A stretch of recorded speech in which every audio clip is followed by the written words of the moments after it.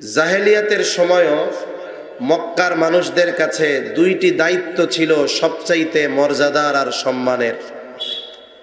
একটা ছিল হাজীদেরকে পানি পান করানোর দায়িত্ব, আর একটা ছিল বাইতুল্লাহর চাবি বহনের দায়িত্ব। এখন যেই ঘরটা আমরা দেখি, চার কোণা কালো ঘর, একটা দরজা দেখা যায়। একটা সময় দরজা ছিল দুইটা, একটা দিয়ে মানুষ ঢুকতো আর একটা দিয়ে বের হতো। সময়ের সাথে সাথে যখন মানুষের পদাচারণা বাড়ছে, এরপরে সব সময় দরজা সবার জন্য ওপেন থাকতো না, দরজা বন্ধ রাখা হইতো। রাসূলুল্লাহ সাল্লাল্লাহু আলাইহি ওয়াসাল্লামের ওই সময় বাইতুল্লাহর চাবি বহনের দায়িত্ব ছিল ওসমান ইবনে তালহার হাতে। তিনি প্রতি সোম এবং বৃহস্পতিবার বাইতুল্লাহর দরজা খুলে দিতেন, মানুষেরা ভিতরে ঢুকত। ওই সময় তারা যেভাবে ইবাদত বন্দেগী করত, তারা তাই করত। আবার কারো যদি মন চাইতো যে ব্যক্তিগতভাবে একটু ঢুকে নিরিবিলি ইবাদত করবে, তাহলে ওসমান ইবনে তালহার কাছ থেকে চাবি চেয়ে নিত। নবীজি সাল্লাল্লাহু আলাইহি ওয়াসাল্লাম হিজরতের অল্প কিছুদিন পূর্বে ওসমান ইবনে তালহার কাছে চাবিটা চাইলেন যে একটু একা একা বাইতুল্লাহর ভিতরে ঢুকে নিরিবিলি আল্লাহ তাআলাকে একটু ডাকবেন। কিন্তু মক্কায় মুসলমানদের অবস্থা দুর্বল, কাফেরদের অবস্থা সবল। নবীজি চাবি চাইলেন, ওসমান ইবনে তালহা নবীজিকে চাবি দিলেন না। নবীজি সাল্লাল্লাহু আলাইহি ওয়াসাল্লাম কষ্ট পাইলেন। ওসমান ইবনে তালহার এই আচরণের বিপরীতে নবীজি বললেন, ওসমান, আজকে তোমার কাছে আমি বাইতুল্লাহর চাবি চাইলাম, তুমি আমাকে চাবিটা দিলা না। অচিরেই এমন এক সময় আসবে ইনশাআল্লাহ, যেই দিন এই চাবি আমার হাতে থাকবে আর এই চাবি বহনের দায়িত্ব ওই দিন আমি যাকে খুশি তাকে দিব। ওসমান ইবনে তালহা তখন কাফের, উনি ঈমান এনেছেন হুদায়বিয়ার সন্ধির পরে। ওসমান ইবনে তালহা তৎক্ষণাৎ জবাব দিলেন, মুহাম্মদ, যদি এটা কোনোদিন বাস্তব হয়, ওই সময় পর্যন্ত এটা ছিল এক আকাশ কুসুম কল্পনার মতো যে মুসলমানদের হাতে মক্কার কর্তৃত্ব বাইতুল্লাহর চাবি যাবে, ওই সময় পর্যন্ত এটা মক্কার মুশরিকরা কল্পনাও করত না। নবীজি যখন বলছে, ওসমান ইবনে তালহার প্রতিক্রিয়া হলো, মুহাম্মদ, যদি কোনোদিন এই চাবি তোমার হাতে যায়, ওই দিন কুরাইশদের সম্মান বলে আর কিছু বাকি থাকবে না। নবীজি বললেন, না ওসমান, ওই দিন আল্লাহ তাআলা কুরাইশদের মর্যাদা আর সম্মানকে আরো সমুন্নত করবে। ওসমান ইবনে তালহা পরবর্তীতে ইসলাম গ্রহণের পরে বলেন, যদিও ওই সময়টাতে মনে হচ্ছিল যে চাবি মুসলমানদের হাতে যাবে, এটা অসম্ভব, তবে চাবি আমার হাতে একদিন আসবে, এই কথা যেই ব্যক্তি বলেছে সে গোটা হায়াতে মিথ্যা কথা তো বহুদূর, একটা অপ্রয়োজনীয় কথাও সে জবান দিয়ে বলে নাই। আমার দিলের মধ্যে লেগে গেছে যে এটা তো বাস্তবে পরিণত হবে আজ অথবা কাল। মক্কা বিজয় হলো, নবীজি সাল্লাল্লাহু আলাইহি ওয়াসাল্লামের হাতে বাইতুল্লাহর চাবি। ওসমান ইবনে তালহা তখন ইমানদার। এরপরেও হযরত আলী রাদিয়াল্লাহু তাআলা আনহু ওই অতীতের কথা মনে রাখছে, চাবি দেয় নাই, চাবি কাইড়া নিচ্ছে। নবীজি ভিতরে ঢুকছেন, সব মূর্তিগুলাকে ভাঙছেন, এরপরে পরিষ্কার পরিচ্ছন্ন পবিত্র করেছেন বাইতুল্লাহ, আল্লাহর ঘর। কাবার চত্বরে নবীজি বসা, পরামর্শ হচ্ছে চাবিটির বহনের দায়িত্ব কাকে দেওয়া যায়। সাহাবা একরামের মনে ওই অতীতের কষ্ট আছে যে ও মুসলমান হইছে, কিন্তু চাবি চাইছিল নবীজি, চাবি দেয় নাই। হযরত আব্বাস রাদিয়াল্লাহু তাআলা আনহু বললেন, ইয়া রাসূলুল্লাহ, পানি পান করানোর জিম্মাদারি যেহেতু আমাদের বংশের, সুতরাং এই চাবি বহনের দায়িত্ব কুরাইশ বংশকে দিয়ে দেওয়া হোক। কিন্তু আল্লাহ তাআলা চাইলেন ভিন্ন কিছু। কারণ একজন মানুষ যদি আমাকে ব্যক্তিগতভাবে কোনো কষ্ট দেয়, ব্যক্তিগতভাবে, এখানে ক্ষমা করে দেওয়াটা হলো সবচাইতে উত্তম আখলাকের পরিচয়। নবীজি সাল্লাল্লাহু আলাইহি ওয়াসাল্লামের কাছে আল্লাহ তাআলা ওহী পাঠায়া দিলেন, কারণ আল্লাহ চাইলেন যে নবীজি সাল্লাল্লাহু আলাইহি ওয়াসাল্লামের মহানুভবতা, তার যেই উদারতা, তার যেই ক্ষমা সৌন্দর্য গুণ, এটাকে আরো ফুটিয়ে তুলতে চাইলেন আল্লাহ তাআলা। এজন্য আল্লাহ নির্দেশ দিলেন, ও হাবিব, এই চাবি বহনের দায়িত্ব আগে যার হাতে ছিল আপনি তার হাতেই তুলে দেন। আল্লাহ তাআলা এই আয়াতের মধ্যে মূলত দায়িত্বকে আমানত বলে অভিহিত করেছেন। আল্লাহ তাআলা বলেন, ইন্নাল্লাহা ইয়া'মুরুকুম আন তু'আদ্দুল আমানাতি ইলা আহলিহা ওয়া ইযা হাকামতুম বাইনান নাসি আন তাহকুমু বিল আদল। আল্লাহ তাআলা বলেন, নিশ্চয়ই আল্লাহ তোমাদেরকে আদেশ দিচ্ছেন, নির্দেশ দিচ্ছেন, আন তু'আদ্দুল আমানাতি ইলা আহলিহা, যে তোমরা আমানত তার হকদারের কাছে ফিরায়া দাও। যদিও দায়িত্ব প্রদানকে কেন্দ্র করে আল্লাহ তাআলা এই আয়াত নাজিল করেছেন, মুফাসসিরিন কেরাম বলেন আমানত শব্দটা যেহেতু ব্যাপক অর্থ বহন করে, এই জন্য এখানে উদ্দেশ্য শুধু দায়িত্ব নয়, বরং আল্লাহ তাআলার নির্দেশ আমাদের উপর যে তোমরা সকলে প্রকৃত পক্ষে আমানতদার হও, তোমরা প্রকৃত পক্ষে আমানতের গুণ অর্জন করো। তার মানে আমাদের সকলকে আমানতদার হওয়ার নির্দেশ যিনি দিয়েছেন তিনি কে?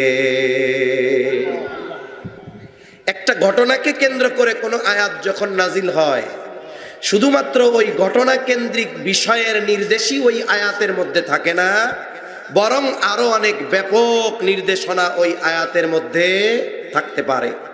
যেহেতু তাফসিরুল কোরআন মাহফিল, আমাকে কথা বলতে হবে তাফসিরের ভাষায়, কষ্ট হবে না তো ইনশাআল্লাহ? তাহলে আল্লাহ তাআলার এক নাম্বার নির্দেশ এই আয়াতে যে তোমরা আমানতদার হও।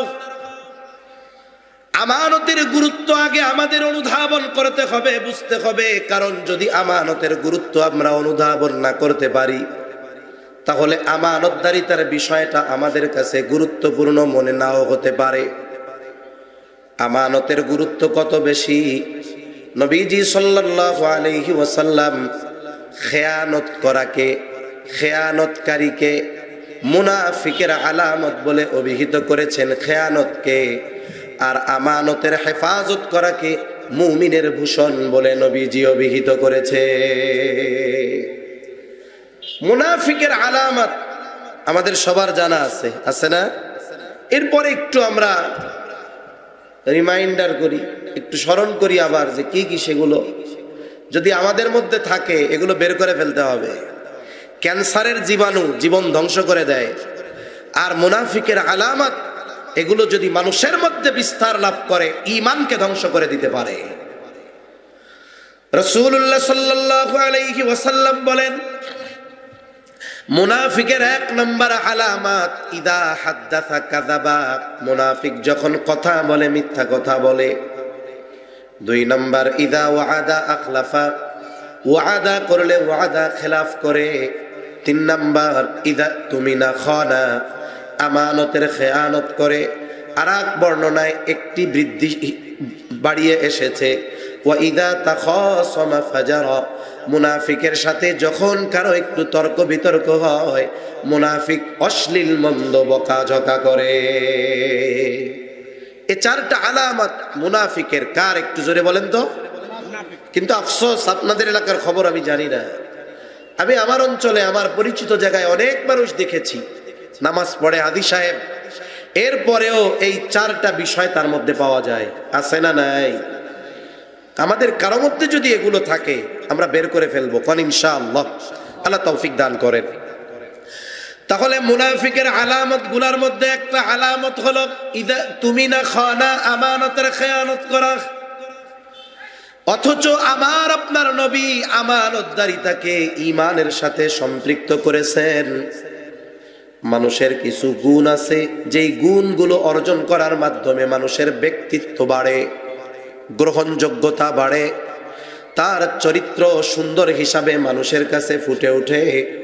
কিন্তু আমানতদারিতা এমন একটা গুণ, এটা শুধু মানুষের ব্যক্তিত্ব আর চারিত্রিক সৌন্দর্যকে বাড়ায় এমন নয়, বরং এই আমানতদারিতার সম্পৃক্ততা সরাসরি ঈমানের সাথে। ঈমান যদি পরিপূর্ণ থাকে, আমল অল্প হলেও নাজাতের ঘোষণা আছে না নাই? নবীজি সাল্লাল্লাহু আলাইহি ওয়াসাল্লাম বলেন, আখলিস দীনাকা ইয়াকফিকাল আমালুল কলিল। তোমার ঈমান খাঁটি করো, অল্প আমল নাজাতের জন্য যথেষ্ট হয়ে যাবে। আর যদি ঈমান খাঁটি না থাকে, শিরিক মিশ্রিত থাকে, তাওহীদ যদি ঠিক না থাকে, বলে ওই ব্যক্তি যত আমল করুক না কেন, ওই আমল তাকে জান্নাত পাওয়া বহুদূর জান্নাতের ঘ্রাণও পাওয়াইতে পারবে না। এজন্য যেই গুণগুলো অর্জন করলে ঈমান শক্ত হয়, পোক্ত হয়, পরিপূর্ণ হয়, এই গুণগুলোর মধ্যে অন্যতম একটি গুণ হলো আমানতদারিতা। এজন্য নবীজি সাল্লাল্লাহু আলাইহি ওয়াসাল্লাম বলেন, লা ঈমানা লিমান লা আমানাতা লা। নবীজি বলেন, যার মধ্যে আমানতদারিতা নাই তার ঈমান নাই।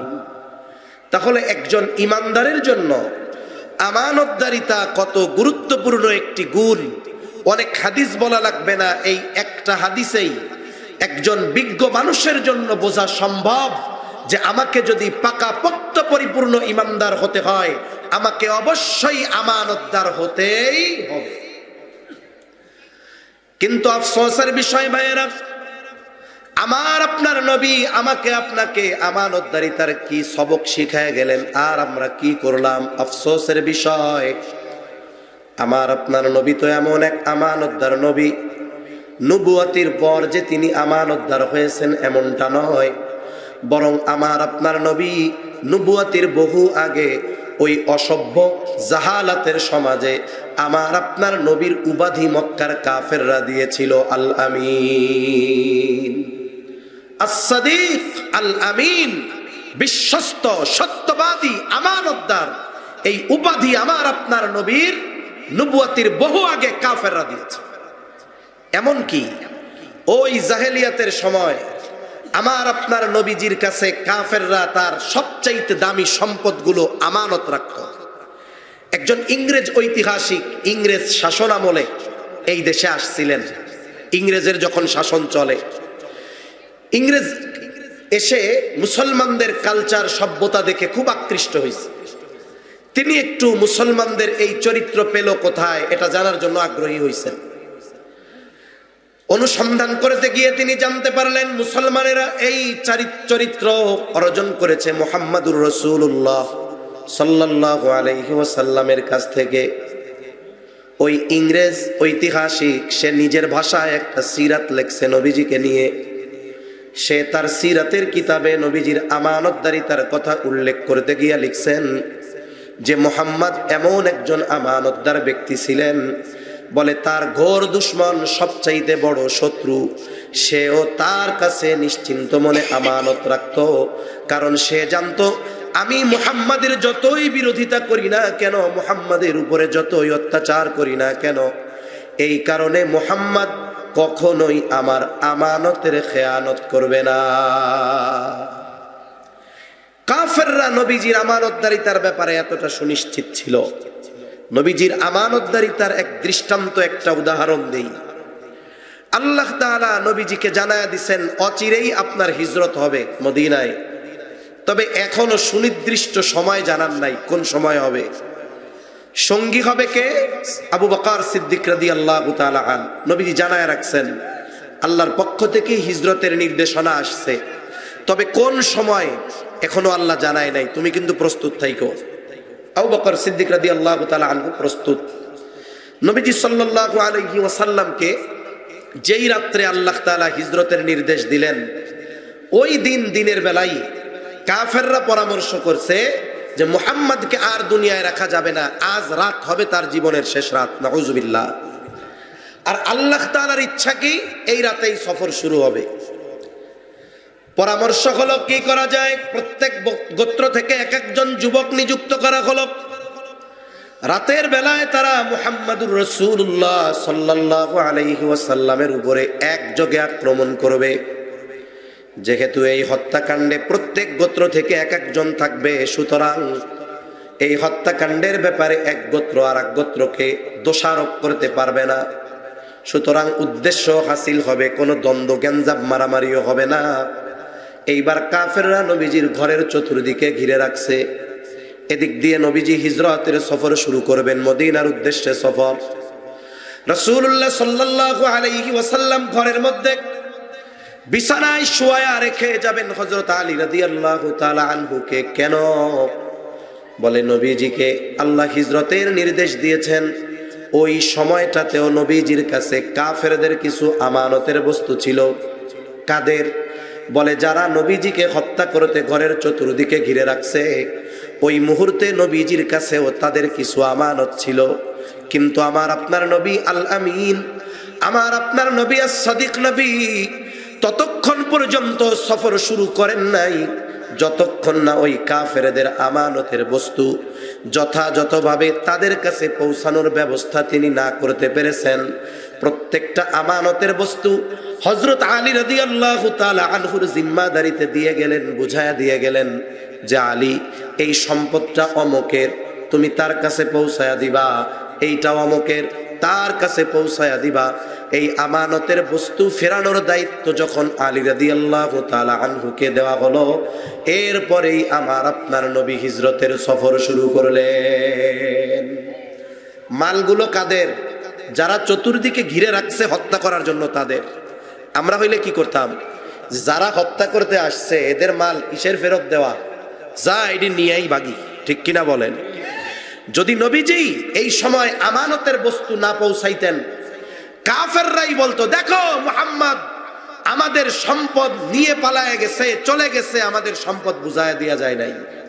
অথচ সিরাতের কিতাব পড়েন, কাফেররা নবীজিকে বারবার হত্যার অপচেষ্টা করেছে, কিন্তু কাফেররা নবীজির চারিত্রিক ব্যাপারে অপবাদ দেওয়ার দুঃসাহস কখনো করতে পারে নাই।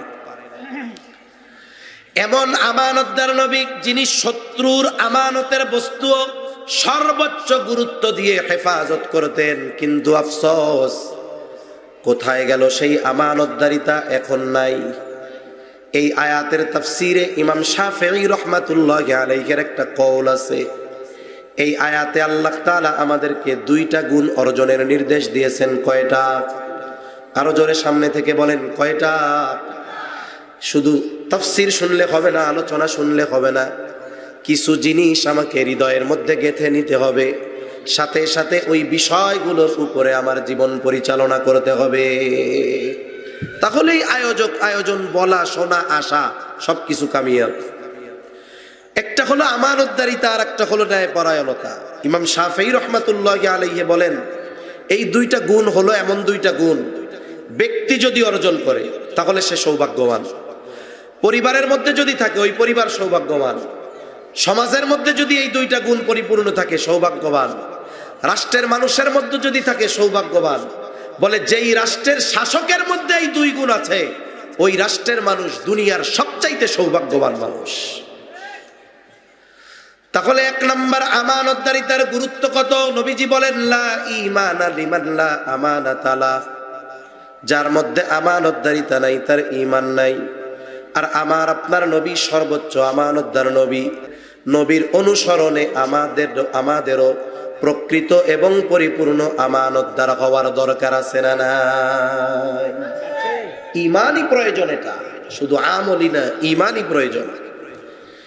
কিন্তু আফসোসের বিষয় ভাইয়েরা, আমাদের দেশের অনেক মুসলমানেরা আছে আমানতদারিতার ব্যাপারে স্বচ্ছ ধারণা না থাকার কারণে নামাজে কমতি নাই, রোজায় কমতি নাই, আওয়াবিন ইশরাক তাহাজ্জুদ সহ নফল ইবাদতে তার কমতি নাই, নফল সিয়ামে তার কমতি নাই। কিন্তু আফসোস আমানতদারিতার ব্যাপারে স্বচ্ছ ধারণা না থাকার কারণে নিজের অজান্তে খেয়ানত করে বসে।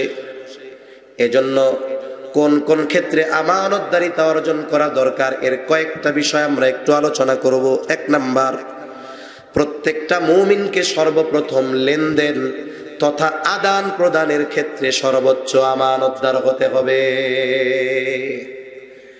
একটা ভালো মানুষ হওয়ার জন্য তার মুআমালাত, লেনদেন, আদান প্রদান ক্লিয়ার থাকতে হয়। মানুষ ইবাদত যত করুক, কিন্তু মানুষ তার কাছে টাকা পয়সা পায়, অন্যেরটা মাইরা খায়, অন্যরে ঠকায়, মুআমালাত ঠিক নাই, এ মানুষগুলো আসলেও ভালো মানুষ নয়।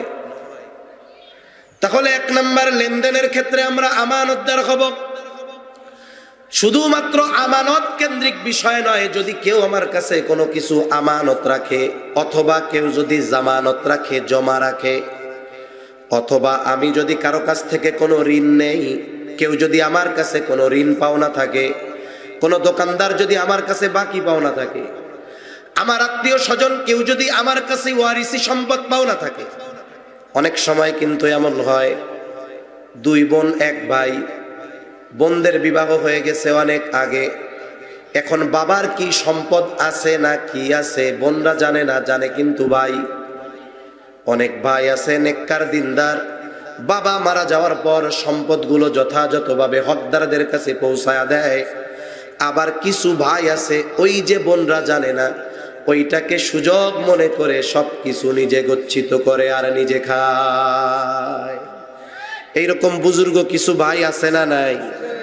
হজ করছে হাজী সাহেব, মসজিদের সভাপতি, মাদ্রাসার সেক্রেটারি, কিন্তু বোনদের সম্পদ খায়া বয়া রইছে, আছে না নাই? কন মনে রাখতে হবে, আমার আপনার কাছে মৃত্যুর সময় বা মৃত্যুর পর কেউ যেন না বলতে পারে যে অমকের কাছে আমি এই জিনিসটা পাইতাম, এই লোকটা সার্থক।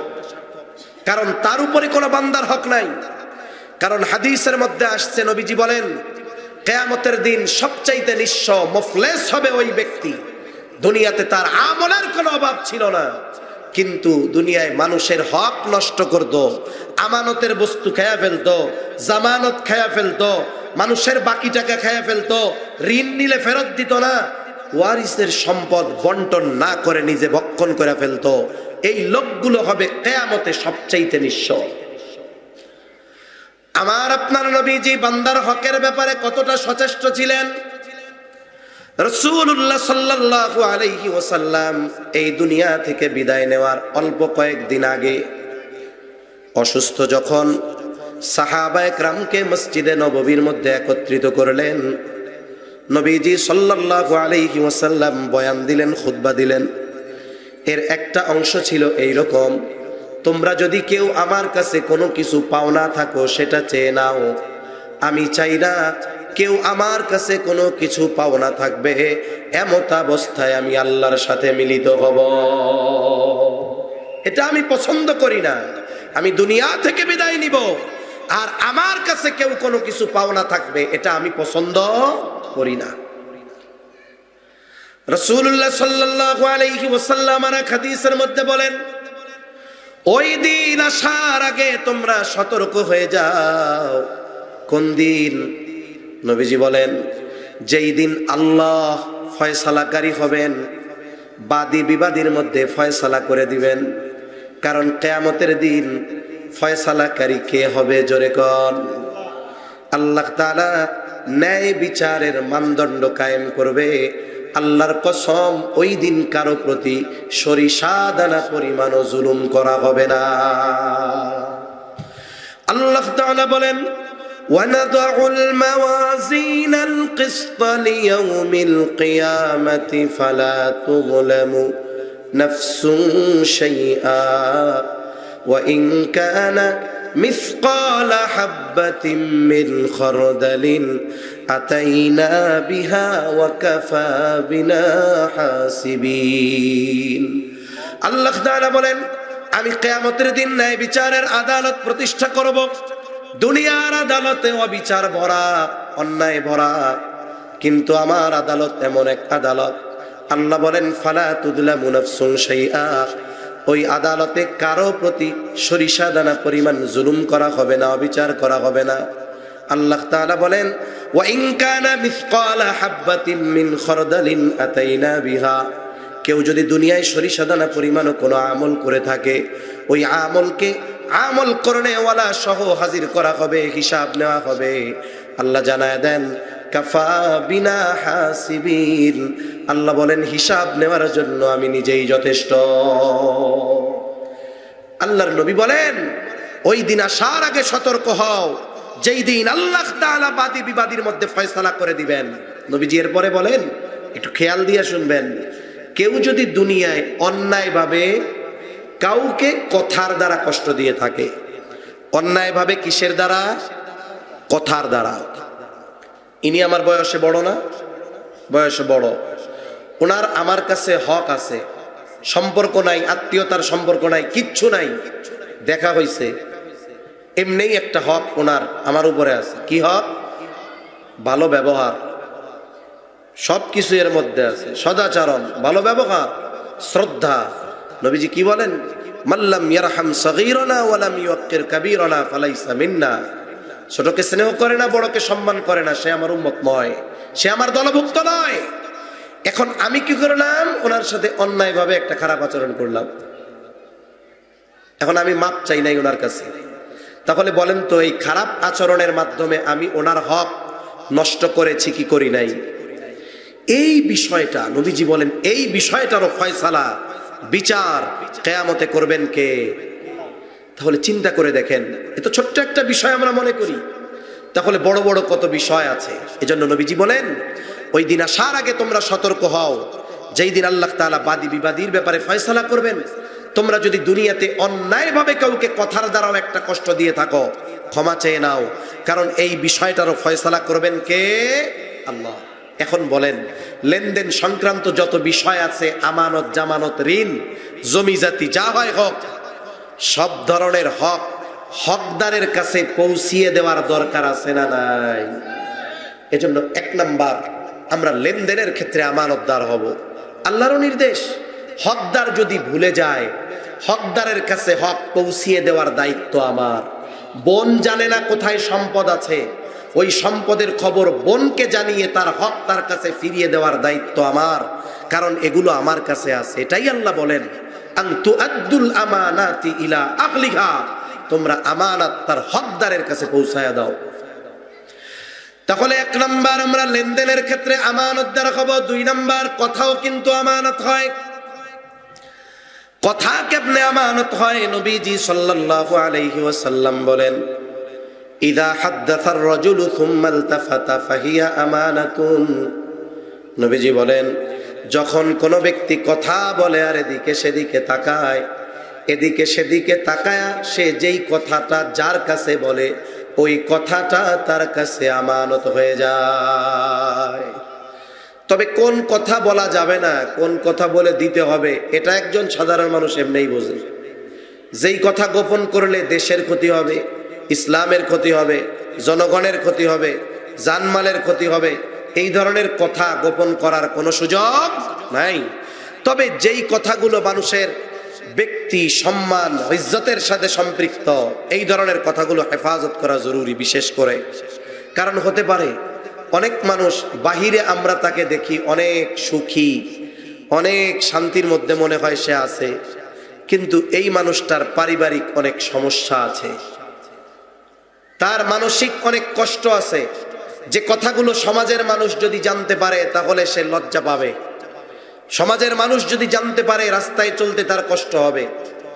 এখন অনেক সময় কি করে, সে তার মনের ব্যথা, মনের কথা, বুকের ব্যথা হালকা করার জন্য যাকে বিশ্বাস করে তার কাছে গিয়ে নিজের গোপন কথাগুলো বলে হালকা হওয়ার জন্য। মনে করেন একজন লোক আমার কাছে এসে বলছে, আমার দিয়েই উদাহরণ দেই, মনে করেন এক লোক রে তার বউ পিটায়, সে এলাকার বড় নেতা, কিন্তু তার ওয়াইফ তারে পিটায়। এখন এই নেতা কি গর্বের সাথে বক্তব্য দিবে যে এই ভাইয়েরা, এই বিষয়টা তো আপনারা জানেন না, আমার ব্যক্তিগত জীবনের একটা গল্প শোনাই, আপনারা তো আমারে সালাম দেন, ঘরে গেলে আমার বউ পিটায়? এটা কি কেউ বলবে? এই কথা বাইরের মানুষ জানুক, এটা কি সে চাইবে? কিন্তু কত কষ্টের চাপায় রাখা তার জন্য। এজন্য অনেক সময় এই রকম অনেক গোপন কথা আমাদের কাছে আইসা বলে, বলার পরে কি বলে যে হুজুর দেখেন, মনটা হালকা করার জন্য আপনার কাছে বললাম হুজুর, আপনি আর কারো কাছে বললেন না। কাহিনীটা তো সে ঘটায় দিছে উল্টা।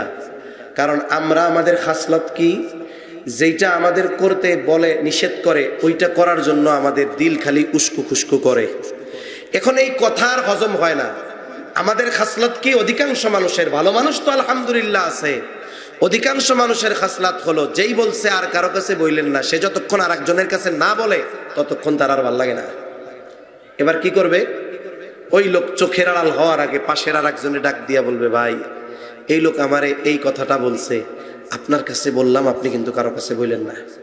উনিও তো আমারে মানা করছিল, আমি যেহেতু শুনি নাই, আমি যারে বলছি বললেন না, সেও শুনবে না, এটা হলো স্বাভাবিক থিঙ্ক। ও আর একজনের কয়, মিয়া হুজুরে কি মিথ্যা কথা কয়? কয় না, হুজুর বড় বুজুর্গ মানুষ।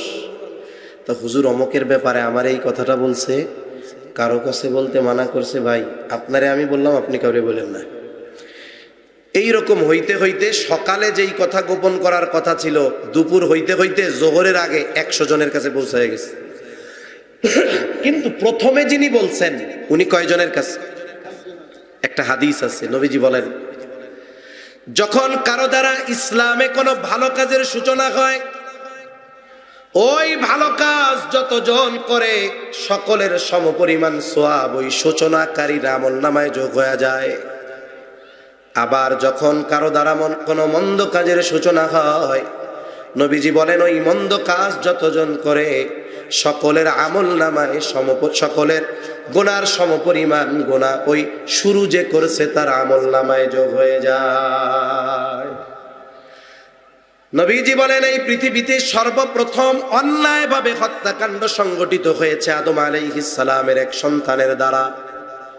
এই দুনিয়ায় কিয়ামত পর্যন্ত যত হত্যাকাণ্ড সংগঠিত হবে অন্যায়ভাবে, সকল হত্যাকাণ্ডের সমপরিমাণ গুনাহ আদম আলাইহিস সালামের ওই হত্যাকারী সন্তানের আমলনামায় যোগ হয়ে যাবে। তাহলে 100 জনের কাছে পৌঁছাইছে, তার মানে খেয়ানত আর একটা নাই, কয়টা? 99টা বাড়ছে, আমারটা সহ 100, আমারে দিয়া বলতেছি আর কি। তাইলে আমার কি 1 খেয়ানতের গুনাহ না 100 খেয়ানতের গুনাহ? এজন্য সাবধান। অনেক মানুষের দোষ ত্রুটি থাকতে পারে, আমার আপনার কাছে বলতে পারে, খবরদার, সম্পর্ক ভালো থাকলে গোপন করি, খারাপ থাকলে ফাঁস করে দেই, এটা করব না। নবীজি সাল্লাল্লাহু আলাইহি ওয়াসাল্লাম এক হাদিসের মধ্যে বলেন, যেই ব্যক্তি কোনো মুসলিম ভাইয়ের দোষ ত্রুটি গোপন করবে, আল্লাহ তাআলা দুনিয়া আখিরাতে তার দোষ ত্রুটি গোপন রাখবে। তবে ওই দোষ ত্রুটি এমন দোষ যেটা ঈমান ধ্বংসের কারণ, এগুলো গোপন রাখা যাবে না, এগুলো বলে দিতে হবে। তাহলে 2 নাম্বার কথাও আমানত হয়, 3 নাম্বার দায়িত্ব আমানত হয়। দায়িত্ব, যেই দায়িত্বকে কেন্দ্র করে এই আয়াত আল্লাহ নাজিল করেছেন, সেই দায়িত্ব আমানত। এখন তো এমন এক জামানা, মানুষ দায়িত্বকে আমানত মনে করে না, বরং দায়িত্বকে মানুষ গনিমত মনে করে। এজন্য গোটা দুনিয়ায় দায়িত্ব নেওয়ার প্রতিযোগিতা। একটা সময় আমরা দেখছি না, দায়িত্ব নেওয়ার প্রতিযোগিতা। দায়িত্ব নেওয়ার জন্য মানুষ পথের কাঁটা যারে মনে করে তারে হত্যা করে ফেলে। অনেকে কোটি টাকা দিয়ে দায়িত্ব কিনে, অনেকে জোর করে দায়িত্ব ছিনিয়ে নেয়, অনেকে ঘুষ দিয়ে দায়িত্ব নেয়। অথচ দায়িত্বকে যদি আমানত মনে করত, তাহলে দায়িত্ব নেওয়ার ক্ষেত্রে তারা ভীত সন্ত্রস্ত থাকতো, ঠিক কিনা বলেন? আচ্ছা, আপনাদের কষ্ট হইতেছে না তো? সজাগ আছেন তো? আচ্ছা, পরিবেশ অনেক সুন্দর। মধ্যে একটা কথা কয়েক মিনিটের জন্য একটু বলি। এই যে আমাদের যুবক ভাইয়েরা শালালপুর যুব সমাজ পত্রিকায় আয়োজিত তাফসীর মাহফিল, আমরা চাই আমাদের যুবকেরা সর্বহালতে দিনই ভালো কাজের সাথে সম্পৃক্ত থাক, চাই কি চাই না? এই পৃথিবীতে আমাদের বাংলাদেশেই দেখবেন যেই যুবক ছেলেগুলো নম্র, ভদ্র, সভ্য, মুআদ্দাব, এরা দেখবেন কোনো না কোনোভাবে দিনই কাজের সাথে সম্পৃক্ত, দিনের সাথে সম্পৃক্ত। এই দিনের সাথে সম্পৃক্ত থাকার কারণেই তাদের মধ্যে এই নম্রতা, ভদ্রতা, সভ্যতা, ঠিক কিনা বলেন? এজন্য আমাদের কি উচিত? এই যুবকদের সহযোগী হওয়া দরকার। কারণ এই যুবকরাই আগামীর রাষ্ট্র পরিচালনার দায়িত্ব নেবে, সমাজ পরিচালনার দায়িত্ব নেবে। এজন্য আমাদের প্রথমত যুবকরা যদি কোনো ভালো কাজে উদ্যোগ নেয়, আমাদের উচিত তাদেরকে শক্তি, সামর্থ্য, সমর্থন, সাথে সাথে আল্লাহ যাদের দিয়েছে অর্থনৈতিকভাবে তাদেরকে সহযোগিতা করে এই ভালো কাজগুলো জারি রাখায় উদ্বুদ্ধ করা, ঠিক কিনা বলেন? এজন্য 1-2 মিনিটের মধ্যে যুবকরা আপনাদের কাছে যাবে, বাকি আলোচনা আমি শেষ করব ইনশাআল্লাহ। যুবকরা যাবে 1-2 মিনিটের মধ্যে। আপনারা আপনাদের পকেটে যা আছে সব দিতে আমি বলতেছি না, যদি পারেন তো সব দিবেন, কমপক্ষে বড় নোটটা ওই যুবকদের হাতে তুলে দিবেন ইনশাআল্লাহ। একটু সবাই যান, সবাই দেওয়ার একটু চেষ্টা করেন। আর যুবক ভাইরা দ্রুততার সাথে যান, দ্রুততার সাথে যান, 1-2 মিনিটের মধ্যে যান, সবাই যান, সবাই দেন, সবাই যান, সবাই যান, সবার কাছে যান, দ্রুততার সাথে যান। এই পাশ দিয়ে যান, এই পাশ দিয়ে যান, তাড়াতাড়ি। আমরা কেউ উঠবো না, সময় একেবারে কম, আলোচনা গুছায় আনতে হবে। একটু দ্রুততার সাথে যান। আরো কয়েক ভাই দরকার হয় যান। এই পাশ দিয়ে কয়েক ভাই উঠেন দ্রুততার সাথে, ভাই এই পাশ দিয়ে কয়েকজন উঠেন, দ্রুত। সবাই দেন, সবাই দেন। আপনার কাছে নাই, এই পরিচিত লোক আছে আপনার এইখানে অনেক, পকেটে নাই, আপনি তার কাছ থেকে 200 টাকা কর্জ নিয়ে ধার নিয়ে দিয়ে দেন, 100 টাকা কর্জ নিয়ে দিয়ে দেন। হ্যাঁ দেন, সবাই দেন, সবাই সবাই দেন, সবাই দেন, সবাই সবাই, কেউ বাদ না যায়, সবাই দেই, সবাই দেই। আলহামদুলিল্লাহ। এই যে আর এক ভাই 500 টাকা দিয়েছে, আল্লাহ কবুল করুক, সকলে বলি আমিন। দেন দেন দেন, সবাই দেন। আর সবার কাছে যান। আপনার কাছে নাই, আপনি আর একজনের কাছ থেকে কর্জ নেন। যদি কোন হুজুর আমি দিতে চাই, কেউ কর্জ দেয় না আমারে কোন আমি কর্জ দিব, পরে বিকাশে পাঠাই দিয়েন, কোনো সমস্যা নাই, বলেন। হ্যাঁ সবাই দেন। তাহলে যারা দিছেন তারা আমার দিকে খেয়াল করেন, আর বের করে রাখেন, আসলে দিয়ে দিয়েন। তাহলে দায়িত্ব আমানত। দায়িত্ব কি, জোরে বলেন? আমানত। এক সাহাবীর ব্যাপারে এমন বর্ণনা আছে, আমার নামটা জেহেনে আসতেছে না, সম্ভবত আবু যর গিফারি রাদিয়াল্লাহু তাআলা। তা একবার মজলিসে আলোচনা হয়েছে যে রাষ্ট্রীয় যে কোনো একটা দায়িত্ব ওনাকে দেওয়া হবে। এখনো দায়িত্ব দেওয়া হয় নাই, শুধু কি হয়েছে, পরামর্শ হয়েছে। ওনার কাছে ওই পরামর্শ সবার সদস্য যারা, তারা একজন গিয়ে বলছে, ভাই রাষ্ট্রের ওই দায়িত্বটা আপনাকে দেওয়া হতে পারে, এই ব্যাপারে আলোচনা হয়েছে, এখনো দেওয়া হয় নাই। তিনি চিন্তিত হয়ে গেছেন, আহারে যদি দায়িত্ব দিয়ে দেয় তাহলে কি হবে, দায়িত্ব দিয়ে দেয় নাকি, এই চিন্তায় আর এই পেরেশানিতে উনি রাতের বেলা এলাকা ছেড়ে চলে গেছে। যদি দায়িত্ব দিয়ে দেয় তাহলে এই দায়িত্বের বোঝা আমি পালন করব কেমনে? করোনাকালীন সময়ে ইংল্যান্ডের প্রধানমন্ত্রী বরিস জনসন, উনি একবার ঘোষণা দিলেন উনি প্রধানমন্ত্রীর দায়িত্ব ছেড়ে দিবেন। প্রধানমন্ত্রীর দায়িত্ব কেন ছাড়বেন? খবরের মধ্যে যা লেখা, যে উনি বলতেছে আমি একজন ব্যবসায়ী মানুষ, প্রধানমন্ত্রীর দায়িত্ব পালন করতে গিয়ে যেই ওয়ানারিয়াম, যেই ভাতা, যেই সম্মানই আমাকে দেওয়া হয়, এটা দিয়ে আমার পরিবার চলে না। কোন দেশের প্রধানমন্ত্রী? ব্রিটেন, ইংল্যান্ডের। প্রায় 200 বছর এদেশ থেকে সম্পদ শুষে নিয়ে সম্পদের পাহাড় তারা গড়ে তুলছে। তা তখন আমার মনে একটা কথা আসছে যে তোর কপালটা বড় পোড়ারে, তুই ইংল্যান্ডে কেন জন্ম নিছস, তুই বাংলাদেশে আয়। তৎকালীন সময়ে যারা ক্ষমতা ছিল, কোনো মতে নাগরিকত্ব নিয়ে ওই দলের একটা মেম্বার হ, প্রধানমন্ত্রী না, কি হ, মেম্বার। তুই বাংলাদেশের মেম্বার হইয়া ইংল্যান্ডে 5-6টা বাড়ি কিনতে পারবি। আমাদের দেশের এমপিরা কিনছে না? আল্লাহু আকবার, কি শুনি, বড়ে 500-র উপরে বাড়ি ইংল্যান্ডে। কি পরিমাণ দুর্নীতি দায়িত্বের চেয়ারে বসে করেছে, কল্পনা করা যায়? এই দায়িত্বকে এরা মনে করেছে গনিমত, অথচ দায়িত্ব ছিল আমানত। ঠিক কিনা বলেন? ইমাম আবু হানিফার একটা ঘটনা আছে। খলিফা মনসুর ইমাম আবু হানিফাকে বলছে যে আপনি প্রধান বিচারকের দায়িত্ব নেন, প্রধান বিচারপতির দায়িত্ব আপনাকে দেওয়া হলো। একেবারে জনসম্মুখে সবার মধ্যে প্রস্তাব দিয়ে দিচ্ছে, আপনি আজকে থেকে প্রধান বিচারক। উনি সাথে সাথে ডিনাই করছে, এ দায়িত্ব আমি নিতে পারবো না। খলিফা মনসুর প্রচন্ড প্রতাপশালী আব্বাসীয় এক খলিফা, মুখের উপরে প্রস্তাব ফিরিয়ে দিয়েছে। কত বড় সাহস! হাতে চাবুক, চাবুক দিয়ে ইমাম আবু হানিফার গায়ে বাড়ি মেরে দিয়েছে। খলিফা মনসুর রাজপ্রাসাদে ফিরে গেল। খলিফা মনসুরের চাচা বলে, মনসুর কাজটা ভালো করো নাই, তুমি ইমাম আবু হানিফার কাছে গিয়ে মাফ চাও।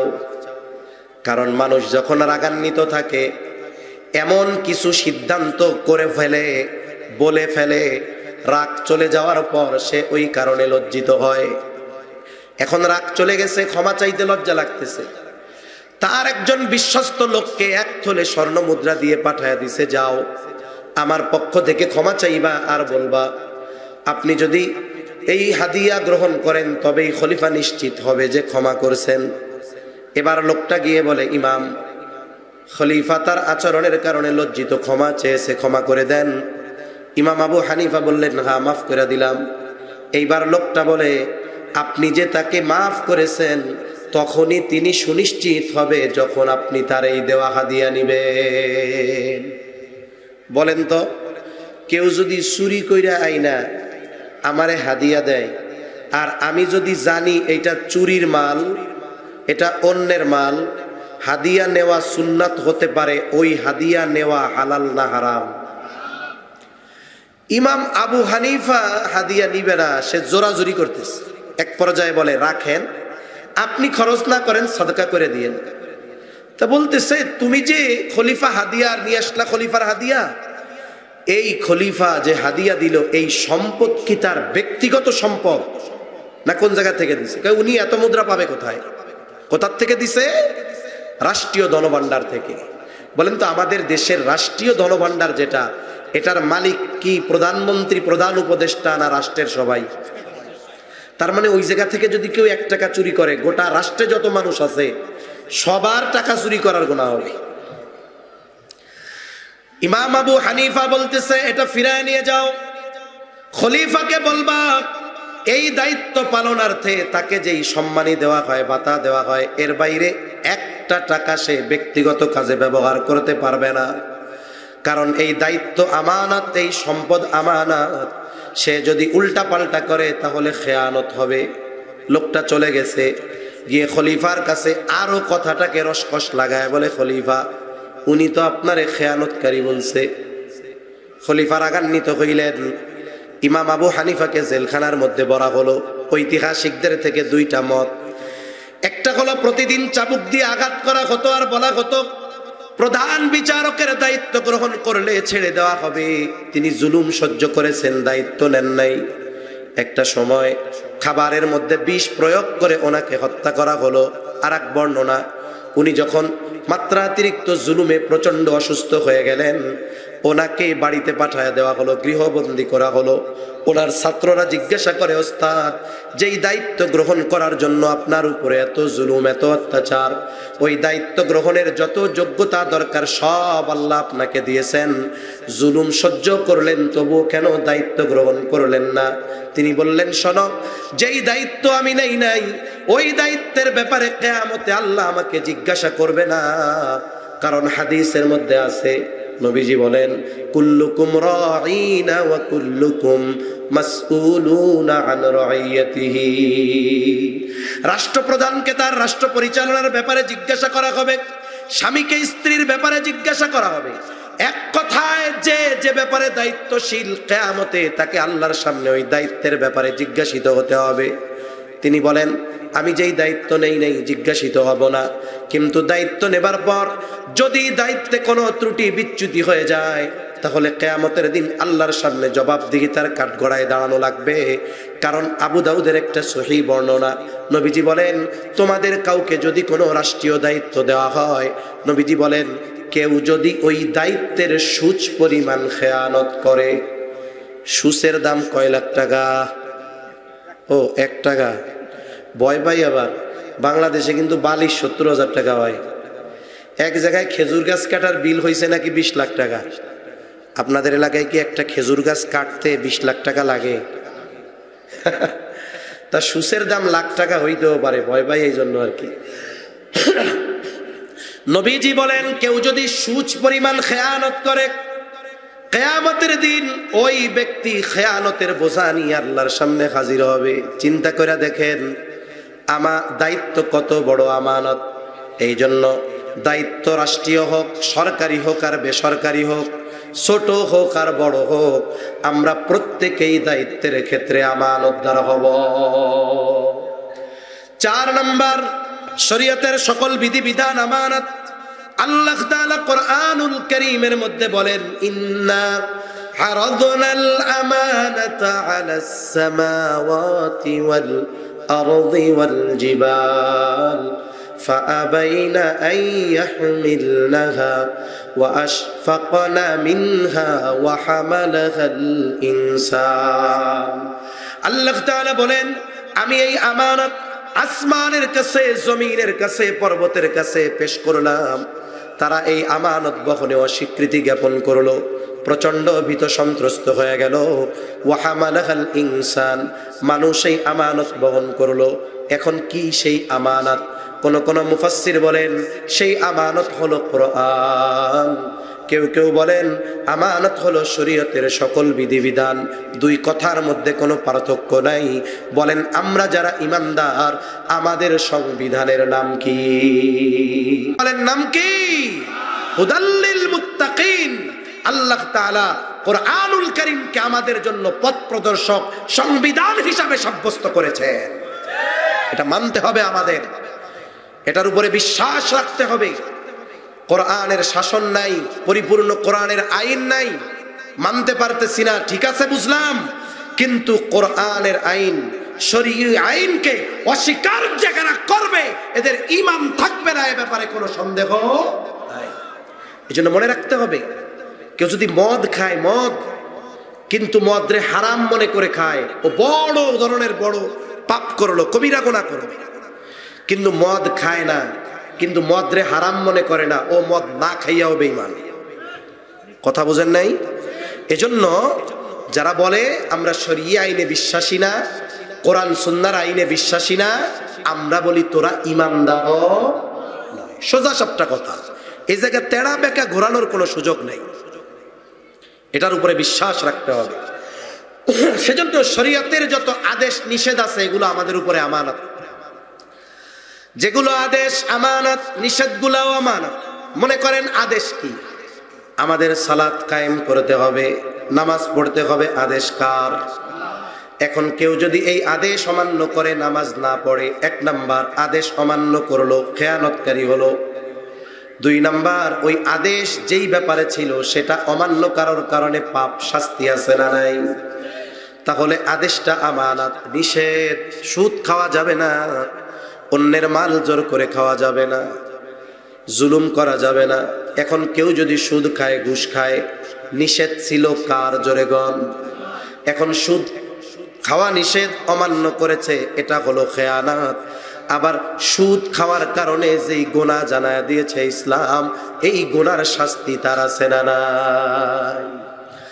এজন্য শরীয়তের সকল বিধিবিধান আমার আপনার উপরে আমানত এই কোরআন আমার আপনার কাছে আমানত এই আমানত শুধু হেফাজত করলে হবে না ওই আমানতটাকে বাস্তব জীবনে পরিণত করতে হবে আমলে সামাজিক জীবনে করতে হবে পারিবারিক জীবনে করতে হবে রাষ্ট্রীয় জীবনে ওই আমানতকে প্রতিষ্ঠা করার জন্য সর্বোচ্চ চেষ্টা অব্যাহত রাখতে হবে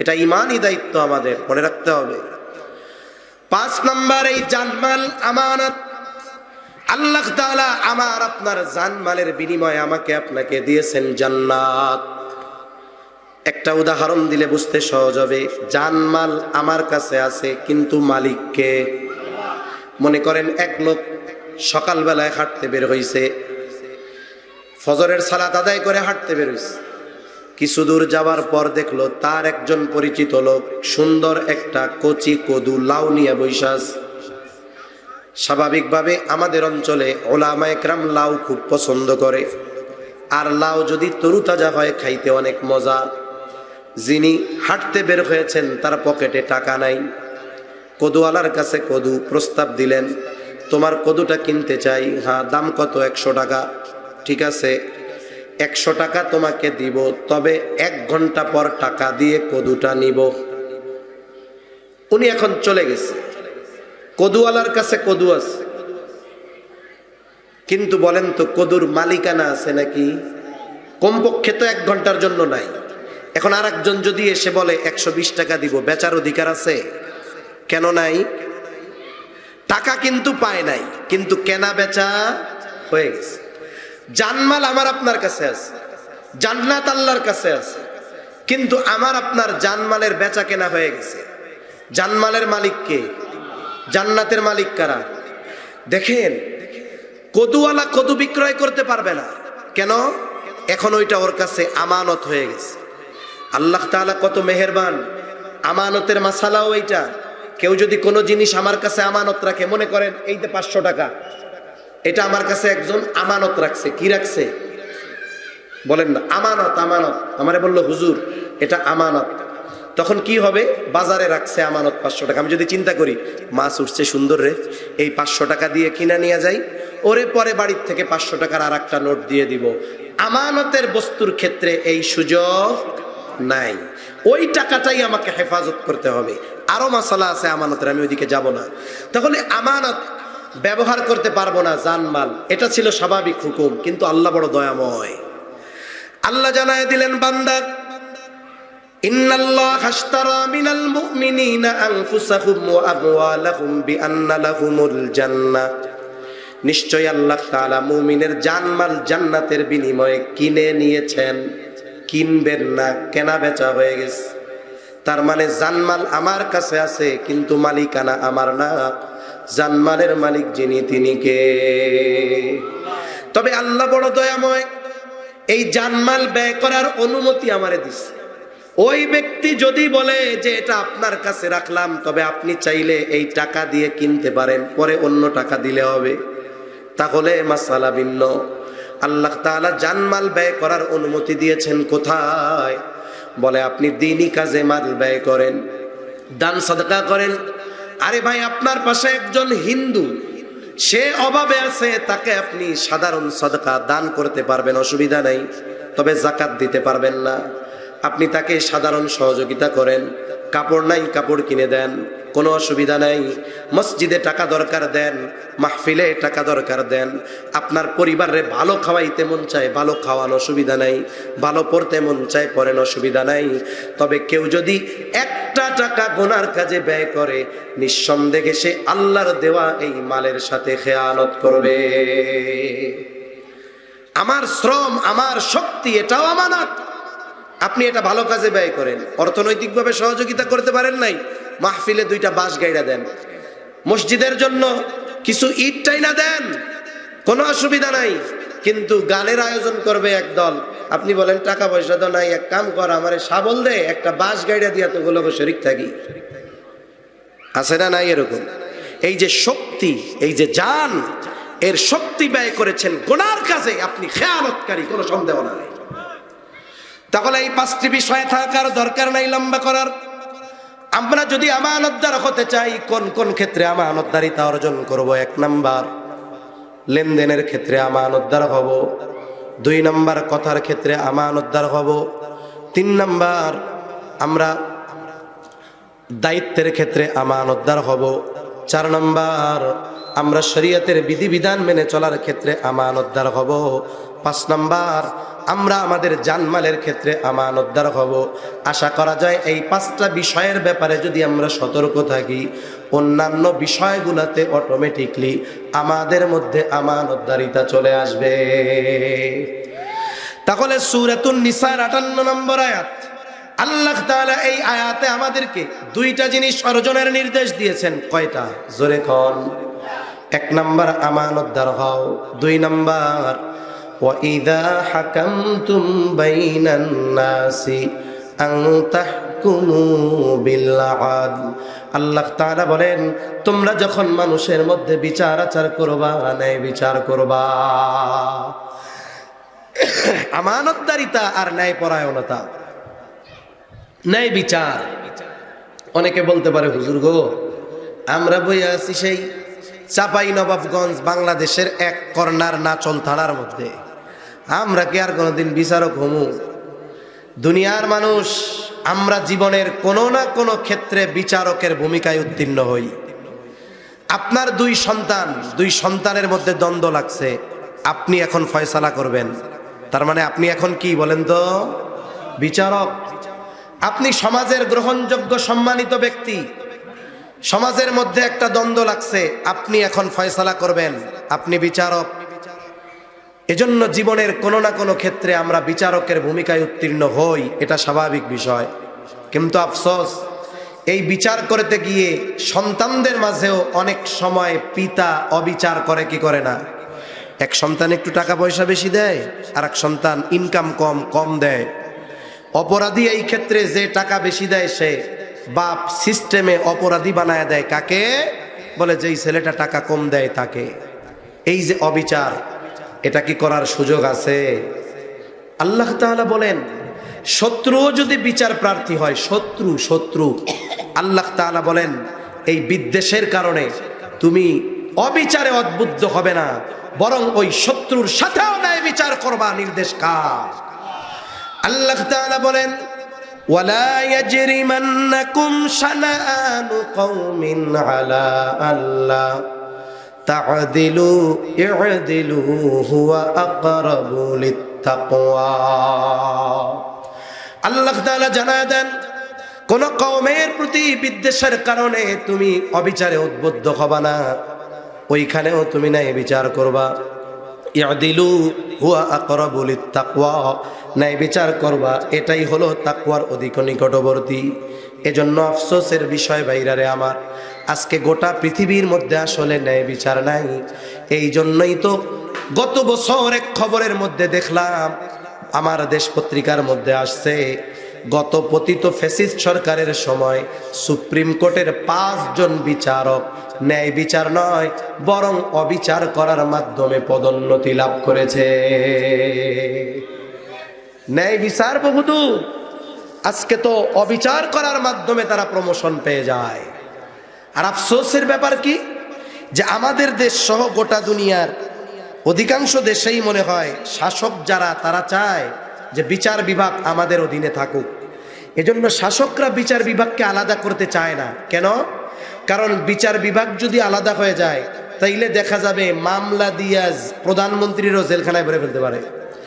আর যদি বিচার বিভাগ নিয়ন্ত্রণে থাকে, বিচারকের চেয়ারে প্রধান বিচারক থাকবে, কিন্তু কি রায় দিবে পেছন থেকে শিখিয়ে দিবে রাষ্ট্রপ্রধান। ঠিক কিনা বলেন? গত সময় এমনটা হয়েছে না?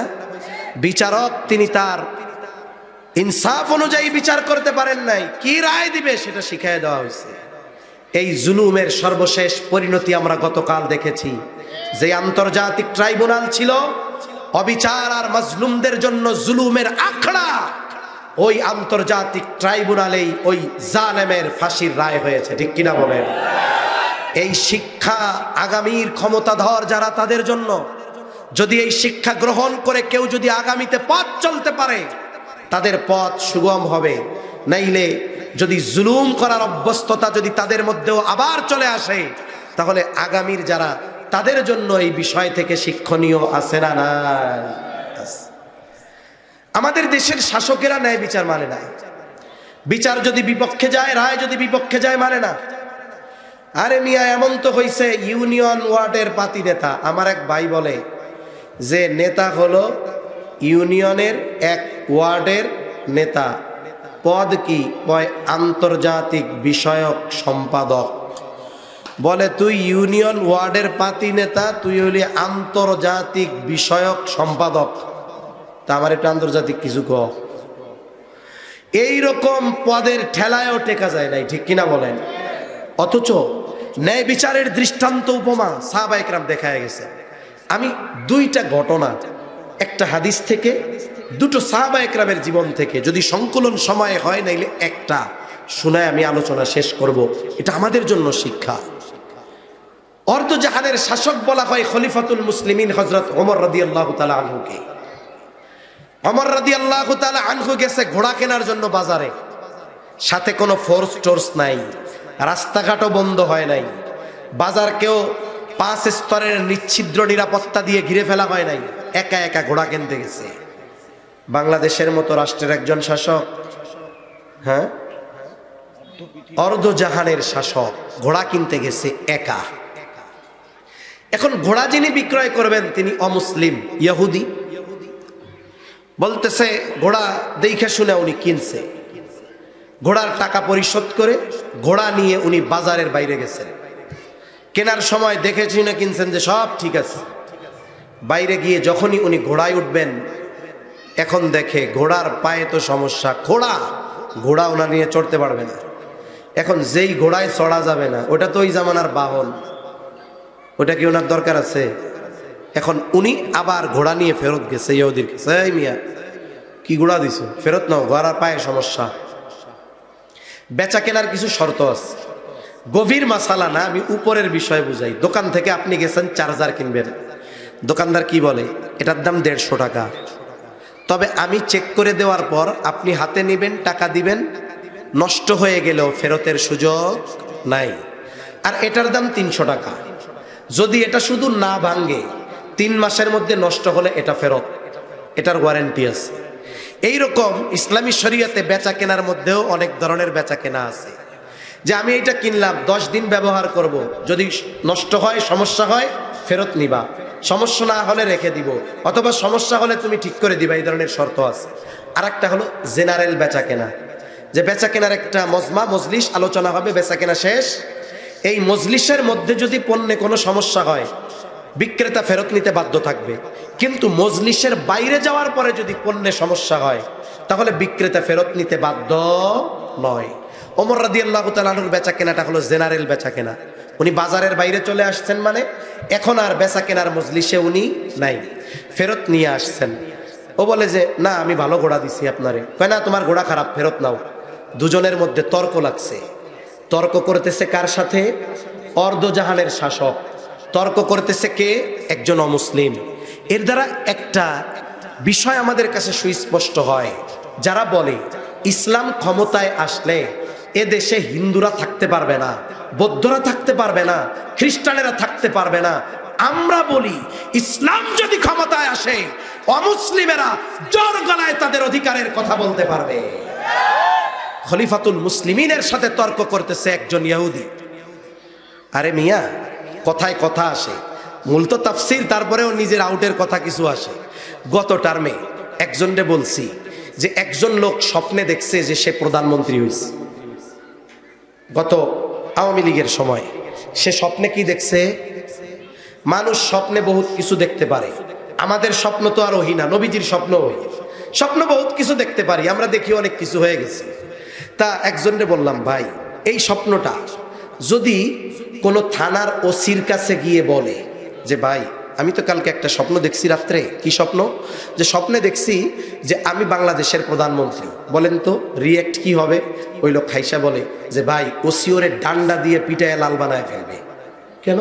স্বপ্নে তো বহুত কিছু দেখতে পারে, ও পিটায় বলবে তুই স্বপ্নে দেখলি অন্য কিছু দেখতে পারলি না। কথা বুঝেন নাই মনে হয়। তার মানে তর্কাতর্কি তো বহুদূর, কেউ যদি স্বপ্নেও দেখতো তর্ক করতেছি, ওর জীবন নাশ হওয়ার জন্য যথেষ্ট হয়ে যেত। আর ওই জায়গায় একজন অমুসলিম তর্ক করতেছে অর্ধজাহানের শাসকের সাথে। এবার হযরত ওমর রাদিয়াল্লাহু তাআলা আনহু বললেন, তোমার আর আমার মধ্যে এই দ্বন্দ্ব নিরসনে তৃতীয় আর একজনকে ফয়সালাকারী হিসাবে সাব্যস্ত করো, বিচারক হিসাবে সাব্যস্ত করো।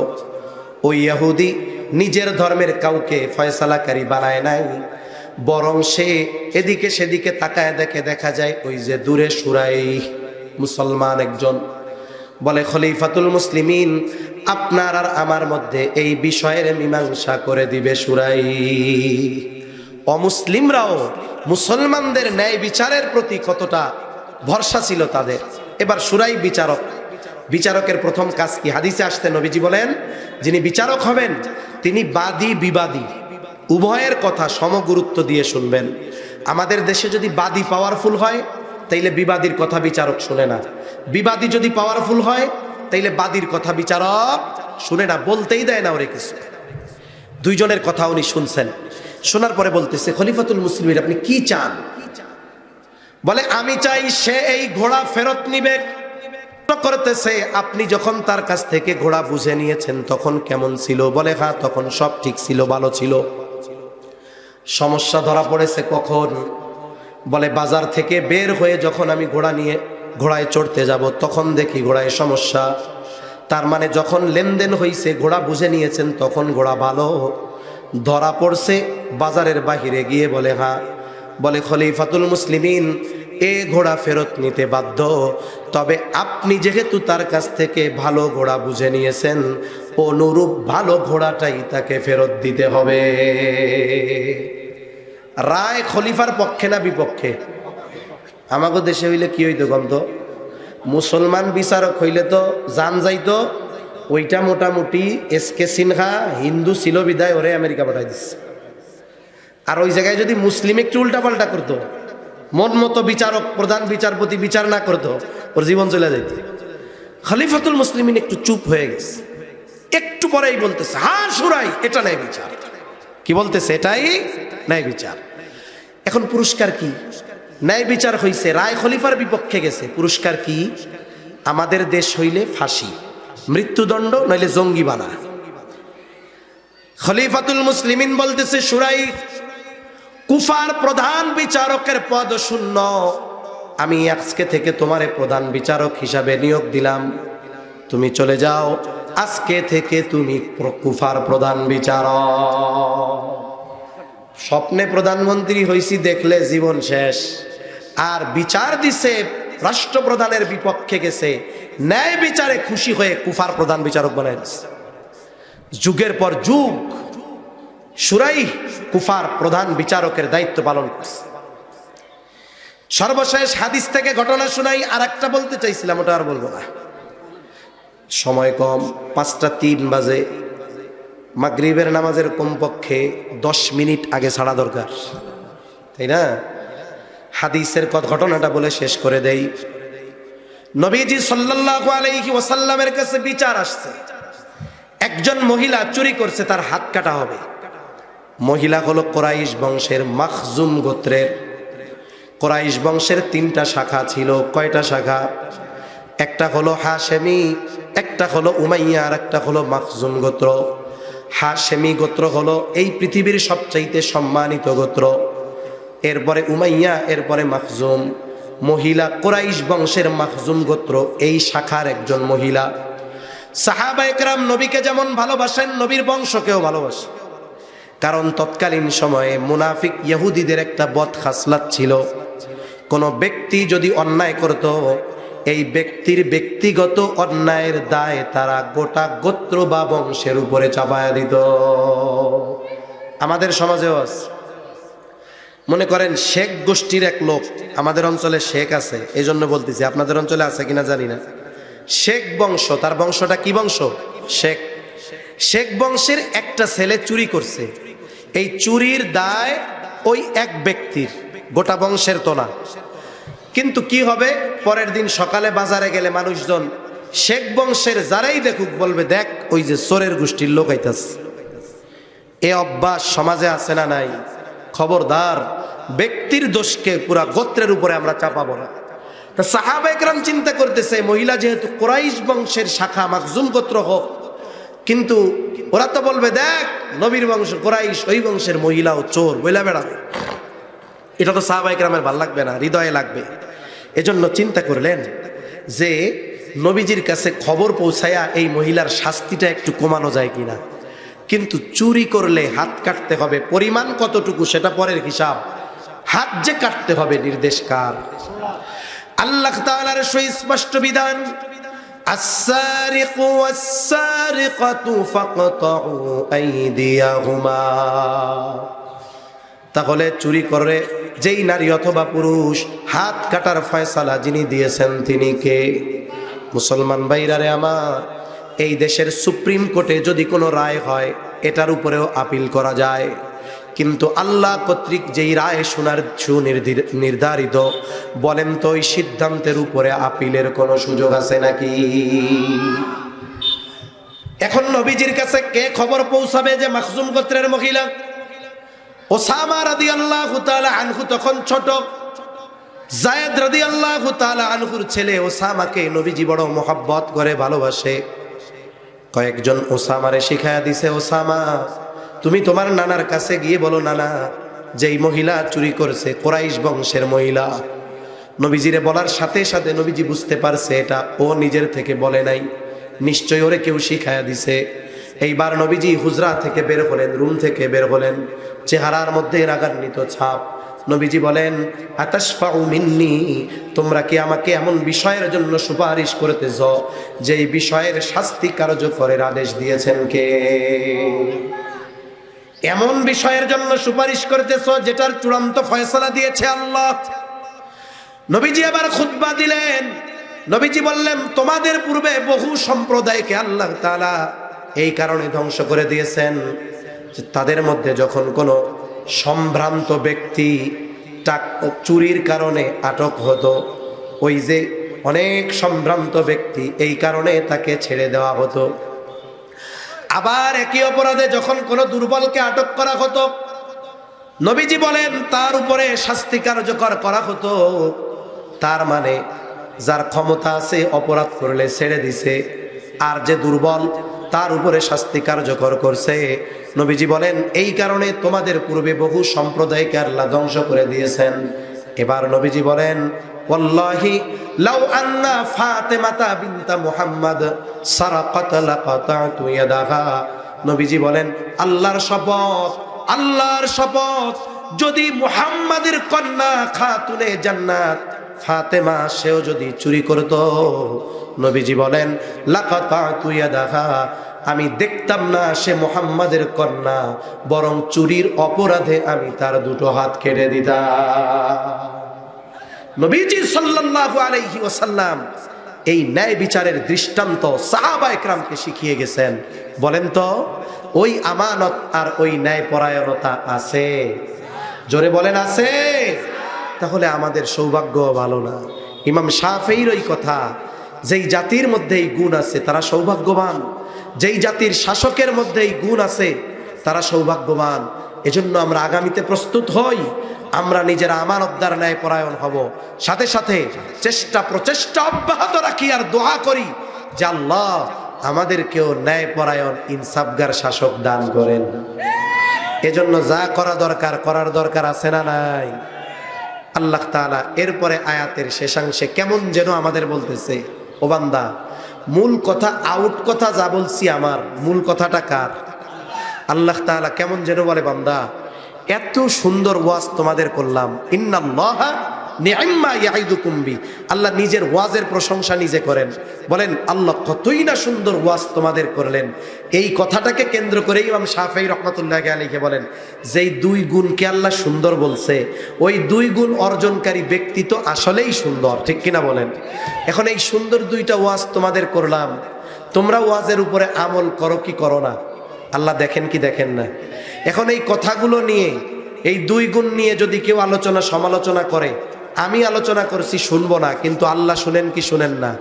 কেমন যেন আল্লাহ বলে, বান্দা এত সুন্দর দুইটা বিষয়ের ওয়াজ করলাম, এই দুই বিষয়ের উপরে তোমরা আমল করো কি করো না?